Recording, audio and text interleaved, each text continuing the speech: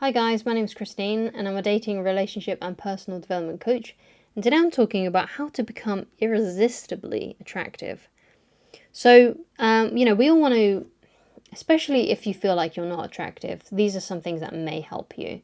Especially if you've had trouble with attracting whoever it is that you want to attract. So it could be people that you start liking at work, people that you start liking on, when you're at school or something like that, or college, depending on who you are. It could be, maybe there's a cute barista or something like that that you think is really nice that you'd like to go out with. Or it could be a mutual friend that you really like, who you see hanging out with your friends and things. Or it could be even a friend that you really like. So how can you start being more attractive and become irresistibly attractive? Now, of course, attraction, first of all, isn't a choice. And that's a quote by David D'Angelo, who's another dating coach. A really, really good one as well. And what that means is that if someone likes you, then, there won't be too. If someone really likes you, then they're always going to be drawn to you, unless for whatever reason that you put them off, right? But in contrast to that, if someone doesn't like you, then no matter what you do, you're never going to get them, right? Because they're not attracted to you. And attraction isn't a choice, okay? You can't force yourself to be attracted to someone, right? And I know this because when I was a teenager and an early adult, I was still kind of experimenting, but I never could be with guys. I just never found them attractive. I never had any feelings for them. And the same sort of thing happened when I went out on dates with women, even though I'm gay. There were some women that I just didn't like, that kind of felt like I was dating a man, and it just didn't feel right to me. It kind of was the same sort of vibe, or they felt like a sister more than a lover. And there were some girls that I would meet who I'd be really attracted to and have lots of feelings for, but they wouldn't feel the same way about me. And there were other girls that everything went well with, that I really liked and they really liked me, and those were great women to date, right? So attraction isn't a choice. So even if you become irresistibly attractive, if someone doesn't like you in that way, you're still not going to attract them, okay? So this is for making you become irresistibly attractive to those women or guys that are perhaps a little bit interested in you, or the ones that are really, really into you as well, okay? So the first thing is to become more emotionally stable and less neurotic, right? So that means dump the negative attitude, dump the grumpiness, get rid of all of that stuff about yourself, right? And start to become a more positive person and to become more emotionally stable. So what does it mean to become more emotionally stable? Well, it means that you don't fly off the handles when things go wrong. If something goes wrong in your life, whether it could be a sad thing or something that makes you angry, learn to control those emotions, right? Especially around other people. Like when you're by yourself, then sure, have a crying fit, punch your pillow, scream into your pillow, whatever it may be, right? But you do that when you're alone in private. When you're around other people, stay cool, right? Keep a cool, level head. Learn to control your emotions, okay? And when you are available to, then let that emotion out, right? Another way to do that is to, when you go to the gym and you just, go extra hard on the treadmill or the weights or whatever, find a way to transmute that energy into other things later on. But when you're around other people, especially people that you find attractive, be more lighthearted, be a little bit more uplifting, okay? And don't be neurotic, and be more emotionally stable, okay? So the reason why this is because you want to make people feel good around you. So if you're upbeat, if you're positive, if you're laughing a lot, if you're having a good time, if you're relaxed, if you're chill, if you're calm, right? Then people are going to associate good feelings to you, right? If you're neurotic, if you fly off the handles and you become emotionally unstable around people, they're going to want to avoid you, right? And not just like people that you're into, but your friends as well. Like if you become someone who is so much more like, we all have that one person who you go to work with that you want to be on the same shift with, right? Because they always make it fun.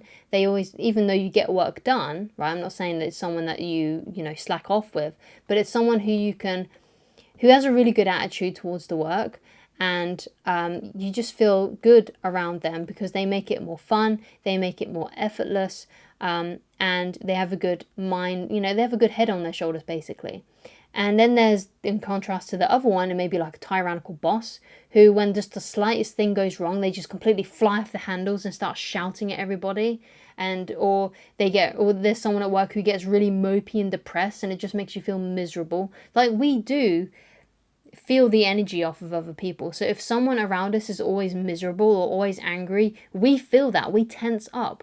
Or if it's someone who's really sad, we start to feel really negative too. So if you're someone who's really positive, if you're someone that's really uplifting, or, you know, and someone who's stable, so let's say when things go wrong, let's say something breaks, or there's a really tricky client, or something happens and everyone's just like, oh my god, what do we do? If you're the one that's calm, if you're the one that's cool and collected and thinking, okay, so this is what we need to do first, right? Okay, so this has happened.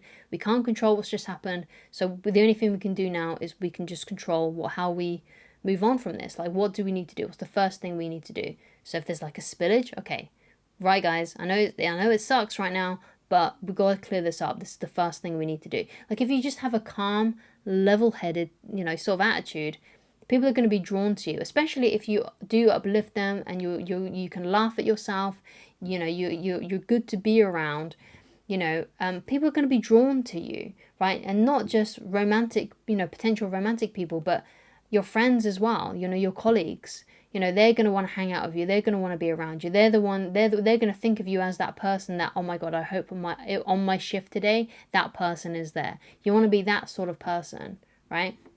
And you don't want to be just that kind of person at work. You want to be like that when you're on dates, when you're in other situations, you know, where you're around people, when you're at parties with your friends. You know, you want to be like that. You want to be the one that's emotionally stable, the one that's not neurotic, the one that is making other people feel good, and, you know, and by being calm, by being cool, by being collected, okay? And that's going to make you way more attractive, okay?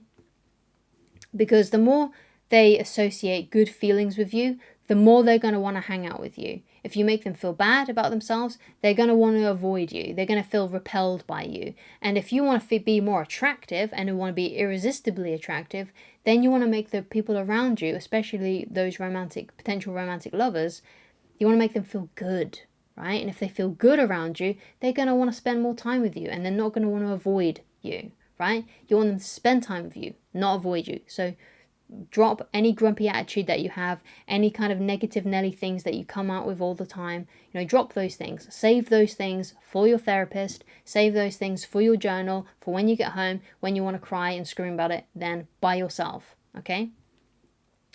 So another way that you can become irresistibly attractive is if you have goals and a dream that you are working towards, right? So you got to imagine what you want for yourself in this life. Like, what kind of house would you like to have? What kind of car would you like to drive? What kind of friendships would you like to have? What kind of career would you like to have? You know, you got to think about these things seriously and then start working towards those every day. Now, that's the tough bit, because it's hard to do that. It's hard to, you know, work towards things that you want in life, you know, 24/7, well, not 24/7, but at least 365 days a year. You should be trying to do something every day that can move you just a little bit further towards that, you know, potential life that you are hoping for, right? It's difficult to do that sort of thing. I know that because I've been on that process for a while now, for a couple of years. It's hard to do those things every single day. It's difficult, but you can do it. If I can do it, you definitely can do it, okay? I mean, I used to be a complete and utter loser, and I completely did a 180 in my life. Like, I'm a completely different person to who I was when I was a teenager and when I was in my early 20s. I'm now 30, and I can honestly say I'm no longer the same person. Of course, there are some things about me that are the same, but most of the time, you know, I have completely turned who I am around completely, right? And you can do that, right? And it's kind of sad to see, because, you know, there's some people that I used to go to school with and people that I used to know when I was like, you know, in my early 20s and stuff. And you bump into these people and they just haven't changed at all. They still have the same kind of attitude. They may have changed their clothes a bit and they just look more grown up, but obviously they've aged, but they still have the same kind of attitude. They still kind of have the same, like, work ethic and things like that. It's like, don't you ever change? Don't you ever transform yourself? Aren't you trying to become better? So you don't want to be one of those people. You don't want to be one of those people that just never change, right? Do a metamorphosis. Become a better person. Become a better version of yourself. You know, start trying to work towards those dreams that you have for yourself and that life that you want for yourself. Okay, so whatever that may be for you, like I don't know what it is for you, but whatever it is, you got to be working towards that every single day. If you want a side business, then you got to be working on that side business every day, even if it's just for 15 minutes or half an hour. 15 minutes or half an hour on working towards your dreams is better than nothing. So if you do that every day for a year, you're going to make some good progress. Now, of course, it would be better if you could do more and you could spend more time on it. But even if you're only doing 15 minutes to half an hour, that's still better than nothing, and that's still getting you to where you want to be. So that's what you got to think of for yourself. Like, what do I want for my life? What do I want my body to look like? What kind of house would I like to live? What kind of career would I want? You know, start working towards that. Have ambitions, have goals, have things that you are genuinely excited about and passionate about. Because when someone asks you a question, it could be a romantic lover, and they say, "Oh, what are you doing? You know, what kind of things do you like to do? What are you hoping to do with your life? Are you going to stay in this job? What are your goals?" And then you just come out with this flurry of passion of all the things that you're trying to do to achieve. That's going to make you seem so much more attractive because you are on a trajectory that you're happy with. And that makes you seem more attractive, okay? So, you know, this is a big one, everyone. You know, if you want to become more attractive, if you want to become irresistibly more attractive, then you got to start getting healthy. You got to start, getting better with your weight and things like that. Like if you got to look good, right? So you got to start exercising. You got to start eating healthy. And when you've got to a good weight, whatever that weight may be, start wearing tighter fitting clothing.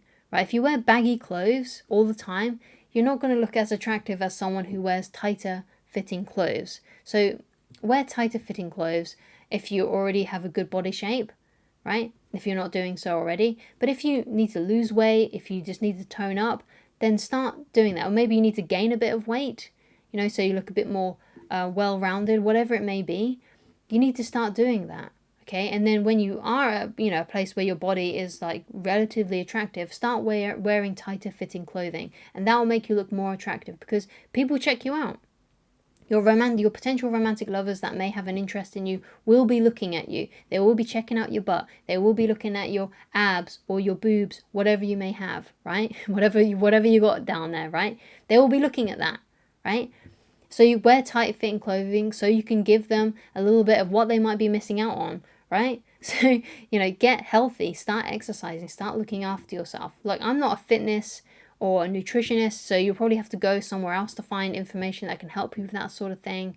I do have my own story of my fitness journey and how I lost a ton of weight on my website somewhere, so you can go and check that out if you want to look at what I did about that kind of thing. But most importantly, find someone who's a professional at this kind of stuff that can help you. It may not be someone that you have to pay for. It could be just watching a fitness YouTube channel sort of thing, or, reading someone's blog on how they got fit or something like that. But find out how you can get fit and find out what diet is going to work for you as well. So, that's another big one, obviously, right? So, because the thing is that even if you feel like you're ugly, there are still ways that you can improve upon that. Like if you don't really like the look of your face, even someone who is perceived as like ugly or whatever it may be, you can still improve upon what you've got. You can still be better groomed. You can still take care of your body and get muscles or whatever it is that you may want, right? That will look good on you. Okay, you can still improve upon things. Even if you feel like you're the ugliest person that God ever created, you can still improve upon it. You can still be really high, improve your hygiene, improve your hairstyle, be better trimmed. There's plenty of things that you can do to improve upon what you've got, right? And sometimes you have to work on what you've got, and sometimes you can't really change what you've got, but you can become healthier, you can become fitter, you can improve upon your appearance. You can do that. You can wear better clothes, for example, right? So thank you so much for watching. If you'd like to get in touch with me personally, then please go to www.christineloveridge.com. Thank you so much for watching, and I shall talk to you again very soon. Goodbye.